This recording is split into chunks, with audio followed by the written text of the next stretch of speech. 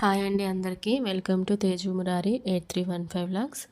ఈరోజు వీడియోలో నేను ఎంతో డెలిషియస్గా టేస్టీగా ఉండే మ్యాక్రోనీ కస్టర్డ్ అనేది ఎలా తయారు చేసుకోవాలో చూపిస్తున్నాను. ఫస్ట్ మనము మ్యాక్రోనీని కుక్ చేసుకోవాలి. దానికోసం వాటర్ తీసుకొని ఒక పెద్ద కప్పు మ్యాక్రోనీ అనేది యాడ్ చేసుకుంటున్నాను.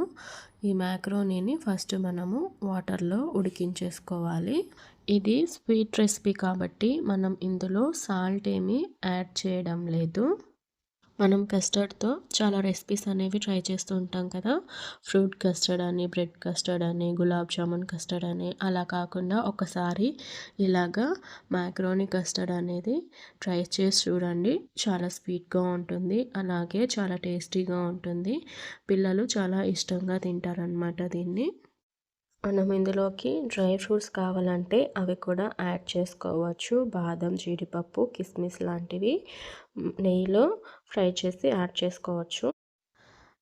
ఇలా మనకు ఒక 80% వరకు మ్యాక్రోనీ అనేది కుక్ అయిపోయి సాఫ్ట్ అయిన తర్వాత మనము వాటర్ అంతా స్ట్రెయిన్ చేసుకొని ఇలా పక్కన పెట్టేసుకోవాలి. ఇప్పుడు మనము కస్టర్డ్ కోసము ఒక 1/2 లీటర్ పాలు అనేది తీసుకుందాం. తర్వాత ఇందులో నుంచి ఒక 1/2 కప్పు పాలు అనేది పక్కకు తీసి పెట్టుకోవాలి.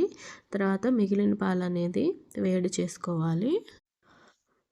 మనము పక్కన తీసి పెట్టుకున్న 1/2 కప్పు పాలల్లో కస్టర్డ్ పౌడర్ అనేది ఒక 5 టేబుల్ స్పూన్స్ వరకు యాడ్ చేసుకొని ఉండలు లేకోకుండా బాగా కలుపుకుంటూ దాన్ని ఒక ఫైన్ పేస్ట్ లాగా తయారు చేసుకోవాలి. ఇప్పుడు పాలు అనేది బాగా మరిగించుకుంటూ దాంట్లోకి మనం కలిపి పెట్టుకున్న కస్టర్డ్ పేస్ట్ అనేది యాడ్ చేసేసి బాగా కుక్ చేసుకోవాలి. ఈ కస్టర్డ్ పౌడర్ అనేది మనం దీంట్లోకి యాడ్ చేసేసిన తర్వాత బాగా కలుపుతూనే ఉండాలండి. లేదంటే కనుక కస్టర్డ్ అనేది ఉండలు కట్టేసి గడ్డలు గడ్డలుగా ఉంటుంది. అలా లేకోకుండా మనకు స్మూత్గా ఉండాలంటే కంటిన్యూగా కలుపుతూనే ఉండాలి. ఇలా కలుపుకుంటూ కుక్ చేసుకోవాలి. ఈ కస్టర్డ్ అనేది కుక్ అవ్వడానికి మనకు ఒక 15 to 20 మినిట్స్ వరకు పడుతుంది. ఈలోపు మనము షుగర్ కూడా యాడ్ చేసేసుకోవాలి. ఇందులోకి నేను ఒక 150 గ్రామ్స్ వరకు షుగర్ అనేది యాడ్ చేశాను.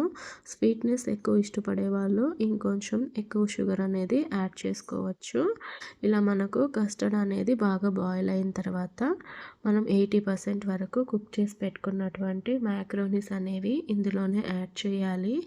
ఇవి యాడ్ చేసిన తర్వాత మళ్ళీ ఒక 15 మినిట్స్ వరకు మనం దాన్ని బాగా ఉడికించుకోవాలి. ఎందుకంటే కస్టర్డ్ అనేది మ్యాక్రోనీస్కి బాగా ఇంకిన తర్వాత అవి చాలా టేస్టీగా ఉంటుందన్నమాట. మనము ఎప్పుడు రెగ్యులర్గా చేసుకునేటటువంటి మ్యాక్రోనీతో రెగ్యులర్ రెసిపీసే కాకోకుండా ఇలాగా స్వీట్ కూడా ట్రై చేయండి.